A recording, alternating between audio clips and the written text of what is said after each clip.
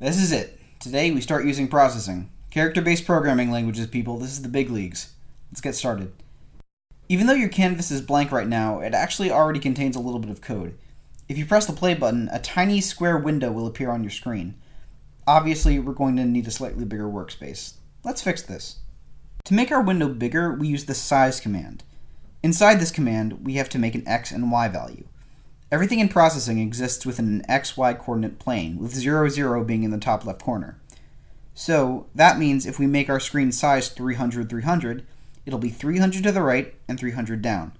Of course, this isn't the kind of coordinate plane that mathematicians or scientists use, but it's pretty common for computer graphic type stuff. Now that we have some room, let's make some basic shapes. We'll start with the rect, ellipse, line, and point commands. The rect command draws a rectangle using 4 values in this order: its x position, its y position, its width, and its height.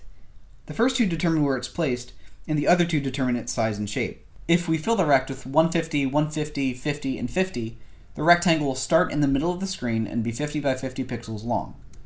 Ellipses work essentially the same way, only instead of drawing a rectangle, they draw, big surprise, an ellipses.